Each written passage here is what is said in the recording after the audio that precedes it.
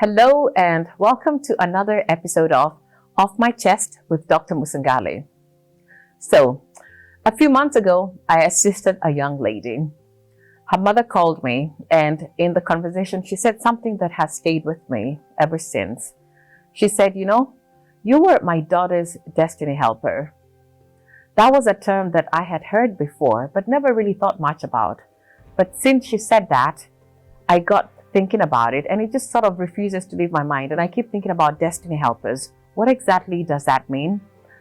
Who is a destiny helper? In this particular instance, when she said that, I know what she meant. It suggested to me that there's something that her daughter wanted to do, and she may have been feeling a little bit stuck. And I came along, and in some ways, through my actions, I helped propel her to doing whatever it is that she had wanted to do. So in that way, I helped get her closer to what was her destiny. So I helped her along to attain her destiny. So there's the idea that we all have a destiny, that we presuppose destiny. Those are the events that are going to occur in a person's life. Every one of us has a destiny. It could be by action or by lack of action, whatever it is. That there will be something happening, or even the lack of something happening, that itself is destiny. So we can choose to do or not to do. And by making that choice, we are moving ourselves in a particular direction. We are pushing ourselves towards a particular destiny. Now, destiny helpers, who are destiny helpers? As I think about it, so a destiny helper can be a person that then comes along and helps move you, helps propel you towards something which you want to become, something that you want to do. We all could use a little help every now and then. I talked about this last time, that human beings are made for connection. And so the idea of other people around you that become a part of your journey, that in some ways they move you, they help you, they propel you and bring you to the place that you are going towards, and propel you to your destiny. I've thought about people in my own life that have been destiny helpers. I have so many examples. I almost hesitate to name anyone, because I know by doing so I will be leaving out a large number of people that have been instrumental in my own life, that have been destiny helpers for me. I will name a few, even at the risk of alienating some people that I will no doubt forget. But I think back to, when I think about my life, it's almost like there's pre-US and post-US, pre-2000 and post-2000. I came to the US in 2000. And around the time I was starting to come here, obviously it was a daunting experience for me. I didn't have the money that I was going to need. There were so many things I needed that I didn't have. And those days it was common practice. I don't know if people do this a whole lot anymore, but it was common practice to have a fundraiser. We call them Harambe. And you would plan a fundraiser. You would call your friends, you would call your village mates, you would call people in the village, even people who you don't even know. Maybe they know of you, they know your parents. So you invite people and you have this fundraiser, and people come, and one person will bring 100 shillings, somebody will give 20, somebody will give 5, somebody will give 1,000. And with all of that, then combined, you're able to get whatever it is you need. So in my case, I had 2 Harambes. I had one in my village, and I remember people from the village coming and giving what they could. And then I had another one in Nairobi, and that was for my friends who lived in the city, people that I worked with. In their own ways, all of these individuals were destiny helpers for me. I remember in particular a man called Ashok Shah, whom I met at a retreat.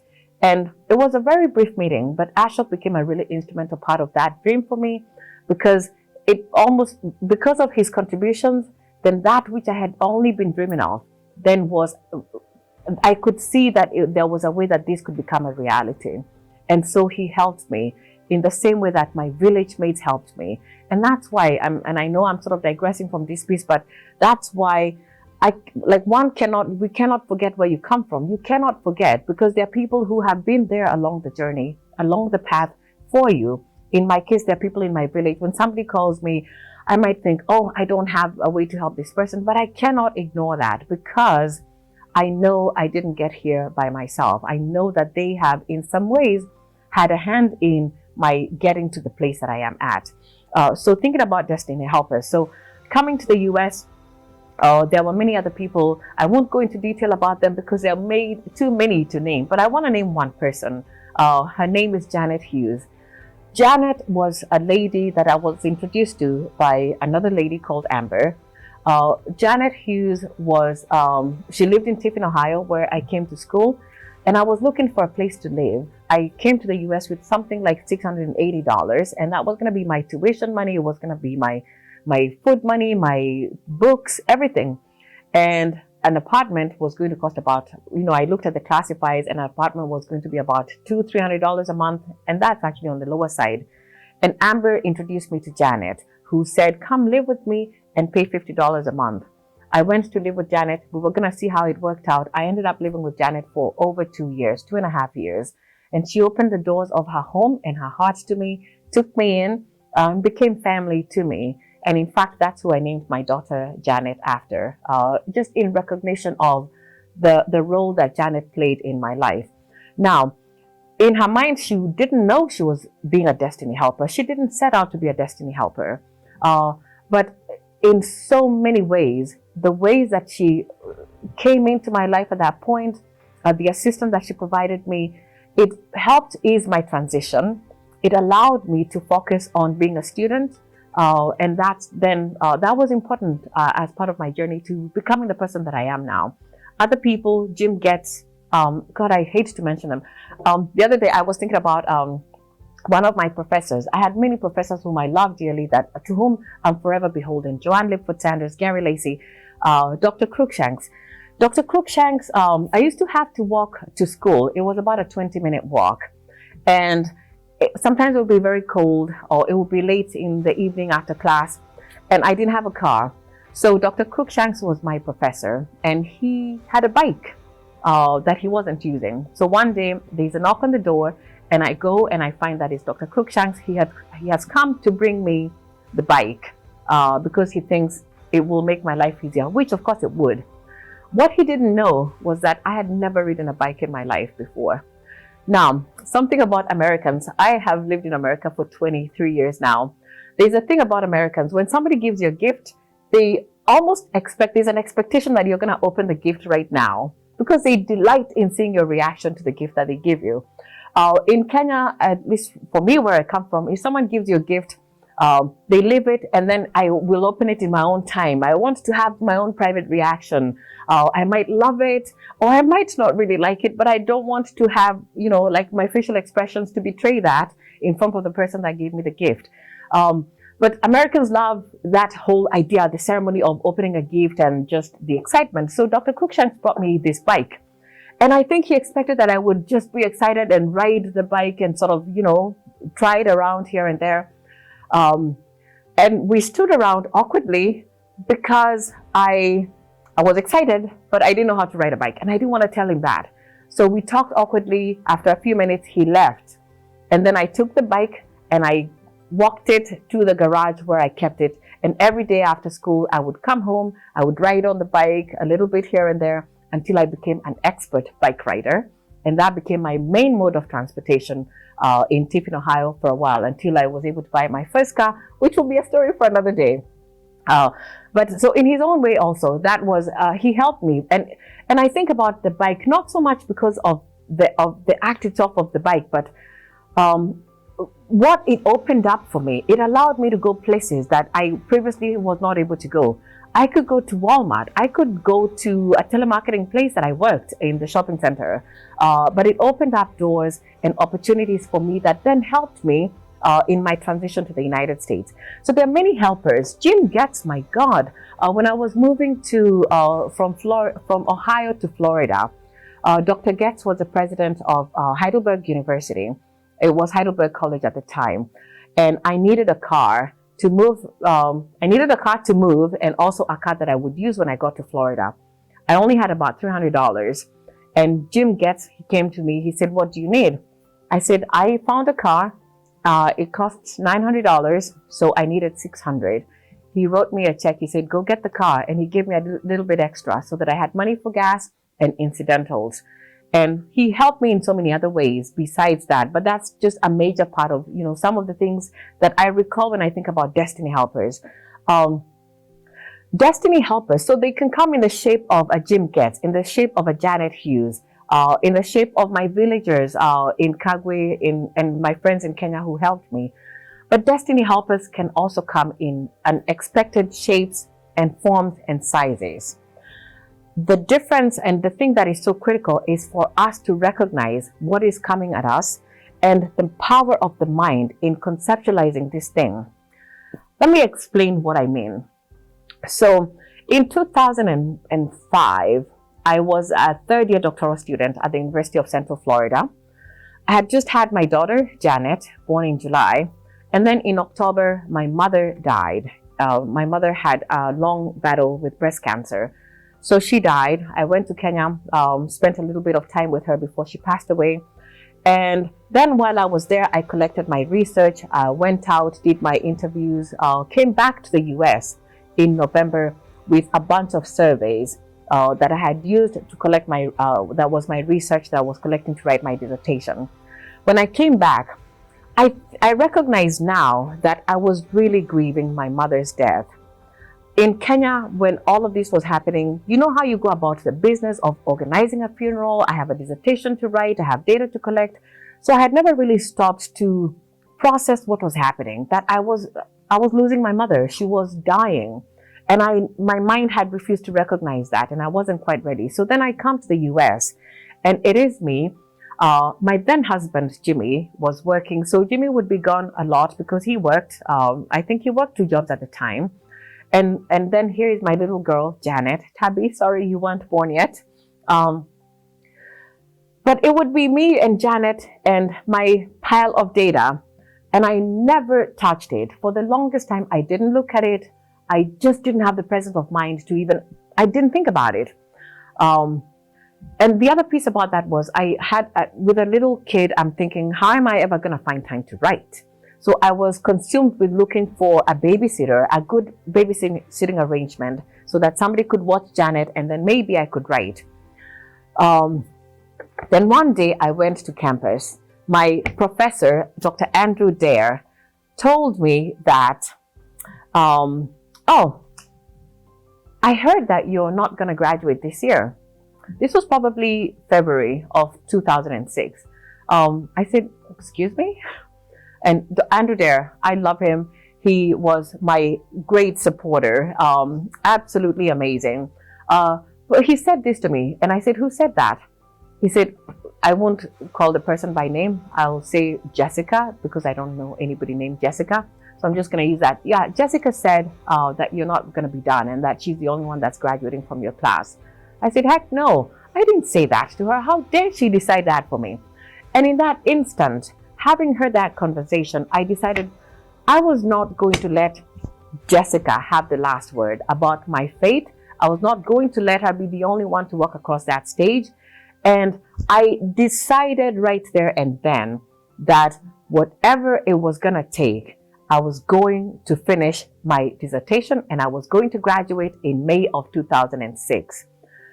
I didn't find a babysitter for Janet. I decided my kid is here, my dissertation is here, and we're here and we're going to get this done. And I set out to work. And in record time, I pulled my data, pulled my lit review, got everything done, analyzed my data.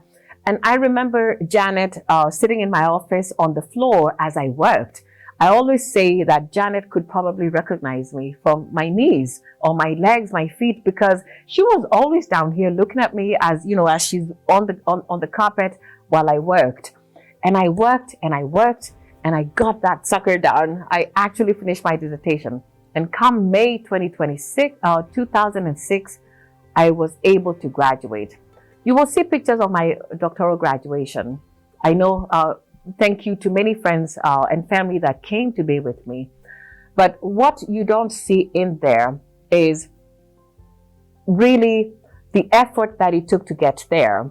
In spite of having lost my mother when I had, having been written off by Miss Jessica, we shall call her, that I decided that that was not going to be.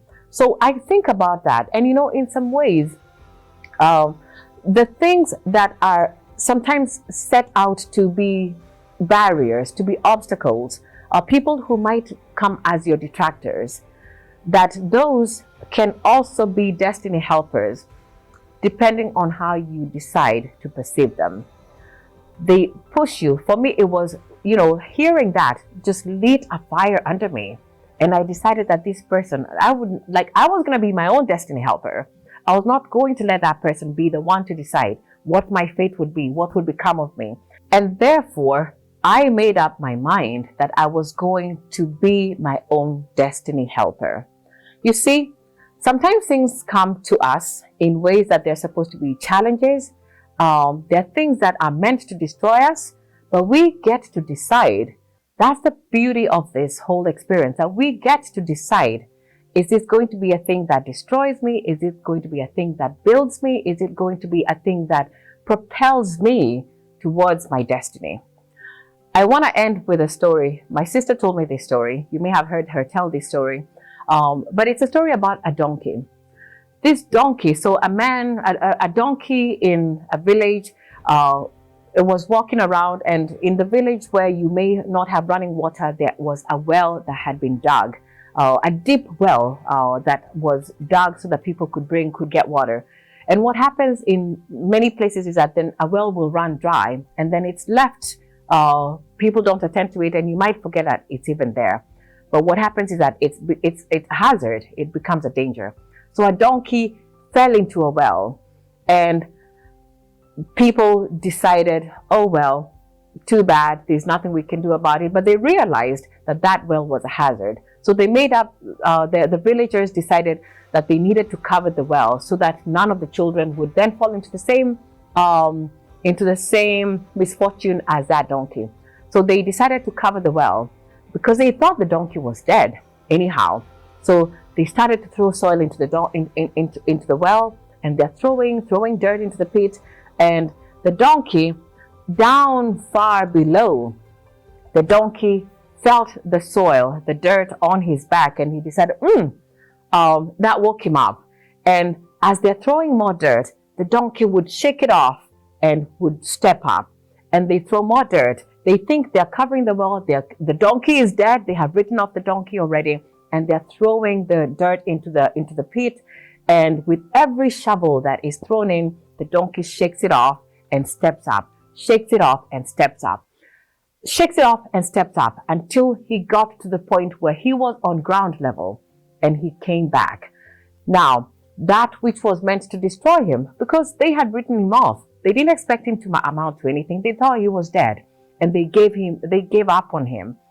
But through their actions, burying him, that they turned that into, the donkey turned that into something then that gave him life.